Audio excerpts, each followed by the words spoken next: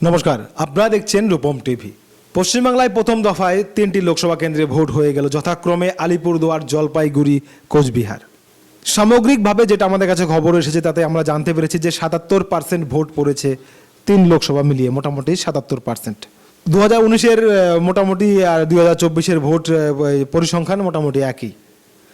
তো যাই হোক, এবার যে ভোট হয়ে গেল 3টি লোকসভা কেন্দ্রে, আলিপুরদুয়ার, কোচবিহার, জলপাইগুড়ি, ভোট শেষে আমরা দেখতে পেলাম তৃণমূল কংগ্রেস বিজয় মিছিল করছে, বিজেপিও মিষ্টি খাওয়াচ্ছে, মানে আতশবাজি ফাটাচ্ছে।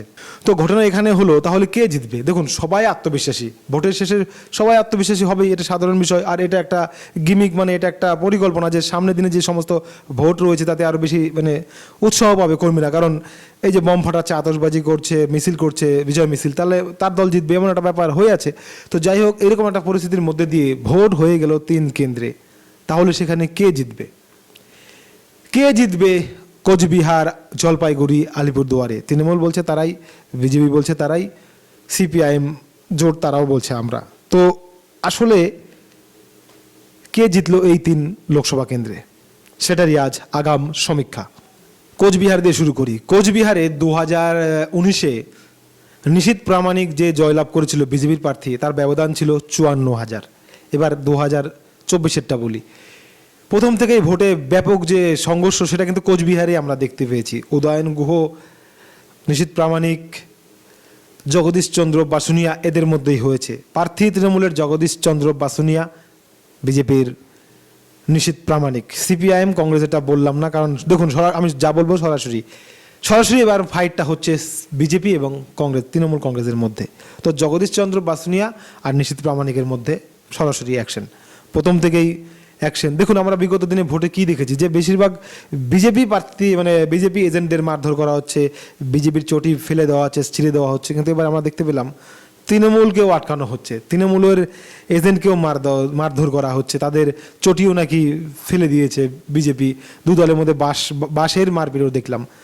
তো সব মিলিয়ে এটা একটা জিনিস আমরা পরিষ্কার দেখতে পেলাম, কোচবিহারে নিশীথ প্রামাণিক আবারও জিতে আসছে।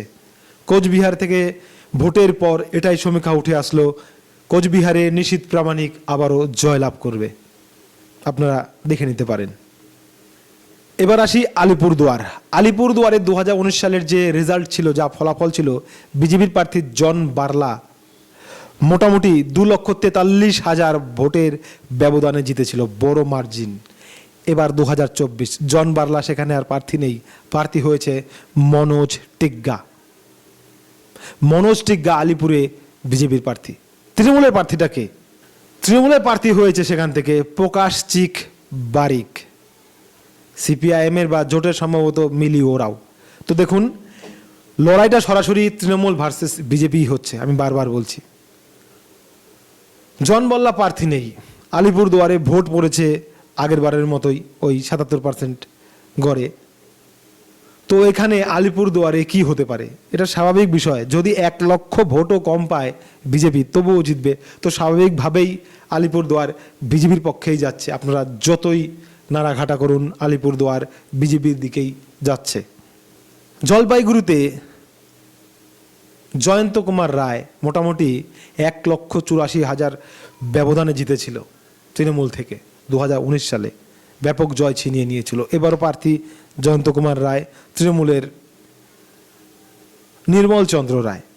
এই দুইজনের মধ্যে ফাইটটা বেশ শক্তপোক্তভাবে হচ্ছে। দেবরাজ বর্মন, যারা ওই জোটের প্রার্থী, তারা তেমন দানা কাটতে পারবে না। তো তৃণমূলের প্রার্থী চেঞ্জ হয়েছে, বিজেপির ওটাই রয়েছে। ভোট পড়েছে ওই 77%-এর মতো। তো যেটা আমি বলছি, আগাম বলছি, জলপাইগুড়িতে তৃণমূল কংগ্রেস অনেক চেষ্টা করেছিল, ভালো একটা প্রার্থী দিয়েছিল, কিন্তু শেষ রক্ষা হলো না।